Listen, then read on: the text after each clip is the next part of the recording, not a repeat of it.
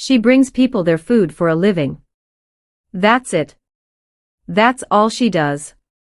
My mother said that to 43 people at my cousin Daniela's bridal shower. 43. I counted afterward, the way you count things when your hands won't stop shaking. I'm Renata Voss. I'm 29 years old. And this is the story of how my family spent 6 years hiding who I actually am and how, one Sunday afternoon in my aunt's backyard, the hiding ended for good. We grew up in Millhaven, Ohio, which is the kind of town where everyone knows what your father does for work and judges you accordingly. My father, Gerald Voss, ran a hardware supply company that employed 60 people and sponsored the Little League field. My mother, Connie, chaired the church auxiliary and kept a guest book at every party she threw. She signed thank you notes by hand. Presentation was her religion. I have 2 brothers. Marcus, 34, followed my father into the business. He has my father's handshake and my father's ease in a room, and my parents have never once tried to hide what Marcus does. They say my son runs operations with the kind of quiet pride that doesn't need volume. Then there is Derek, 32, who teaches high school history in Columbus. They call him our educator. They say it warmly. And then there is me. I left Millhaven at 22 for Chicago. I told my parents I was going into hospitality management. That part was true. I started as a floor supervisor at a mid-sized hotel, worked 14-hour days, and 3 years later I enrolled in a part-time MBA program at Northwestern while managing a 60-room boutique property on the north side. By 27, I was director of operations for a regional hotel group overseeing 4 properties, 280 employees, and a combined annual budget of $4.2 million. I own a condo. I max my 401k. I have a team that reports to me. My parents know all of this. They have known it for years. What they tell people is that I waitress. The first time I heard it, I was 25, home for Christmas. My mother was on the phone with her friend Patrice, and I heard her say, through the kitchen wall, Renata's still out in Chicago, doing her restaurant thing. I told myself she didn't want to explain. That it was easier shorthand. I let it go. The second time was Easter 26. My Uncle Ray asked what I was up to. My father said, she's in the service industry. He smiled when he said it, the way you smile when the subject isn't worth elaborating on. Ray nodded and turned back to Marcus. The third time was Thanksgiving 27. My cousin Tyler, who sells real estate, was talking about his commission on a lake house.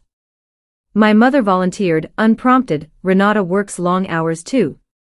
She's on her feet all day. Tyler said oh yeah. And did not ask a follow-up question. My mother refilled his glass. Each time, I said nothing. I sat with the specific weight of being erased in a room full of people eating food I had helped pay for, and I said nothing.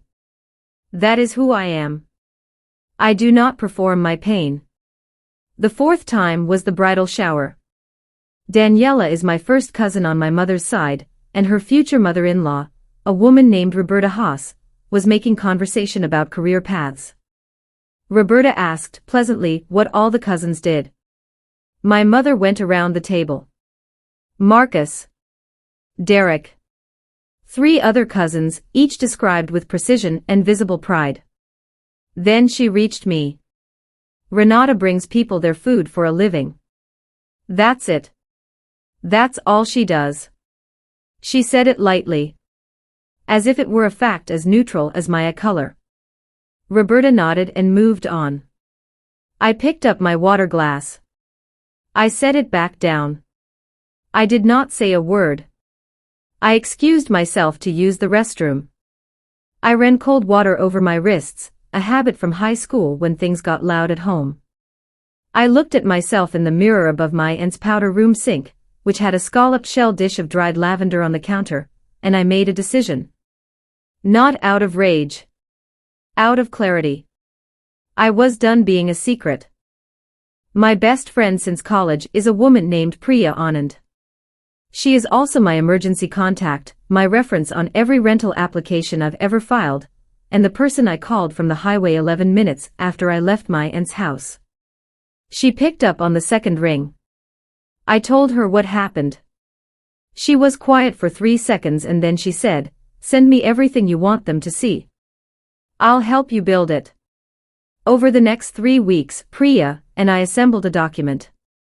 Not a dramatic exposé. A simple, factual record. It included my MBA diploma from Northwestern, conferred May 2024. My current employment contract, with my title, Director of Operations, and my base salary of $112,000, redacted to the last 4 figures. A profile piece that ran in a Chicago hospitality trade publication in March of that year, with my photograph and a quote from our CEO. The LinkedIn page I had kept deliberately low profile, which listed every role, every promotion, every property I had managed since 2019. And a letter, handwritten, that I drafted and revised 11 times, addressed to my parents. The letter did not accuse. It did not plead. It said in 3 paragraphs that I understood their value system, that I did not require their approval, and that the next time someone asked what I did for a living, I would answer for myself. I emailed the full document to my parents on a Tuesday morning. My father responded 4 hours later with 2 sentences, "We didn't think people would understand. We didn't mean any harm." My mother did not respond for 9 days. Daniela's wedding was 6 weeks after the shower. I was already in the wedding party. I did not cancel. The reception was held at a country club 40 minutes outside Millhaven. 212 guests. Roberta Voss was seated at the head family table. I was at the cousins' table, 8 feet away. During cocktail hour, Roberta found me near the bar. She had seen my LinkedIn, she said.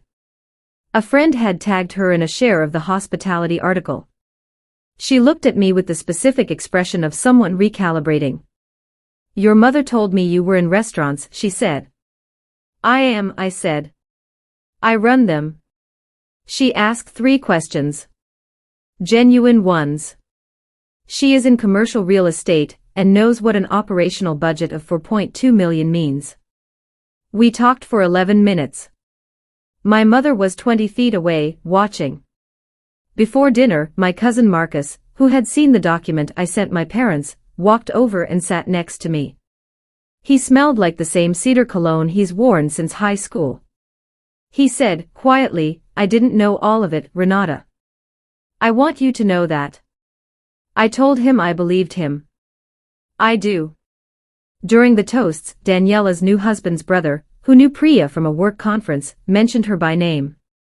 Priya had told him, in passing, that her best friend ran hotel operations for a regional group in Chicago. He said it the way people mention impressive things about people they admire. A detail dropped into a toast about connection and community. My mother's face did not collapse. It did something quieter and harder to watch. It went still. I looked at her across the table. I did not smile. I did not raise my glass in her direction. I simply looked and then I looked away. After dinner, she found me near the coat check. She started to say something about good intentions. I let her finish. Then I said, "I know. But good intentions don't erase people." I picked up my wrap and I walked back to the dance floor. The months that followed were not cinematic. There was no single conversation that resolved everything. My father called twice. He said he was proud of me, that he had always been proud, that he didn't know how to talk about things he didn't understand. I told him I accepted that, and that I needed him to do better. He said he would try. My mother sent a card in October, a plain cream card with a printed note inside that said, "We love you and we miss you." No apology. No acknowledgement of what she'd said. I kept the card. I did not call her that week. Marcus and I talk more now than we have in 10 years.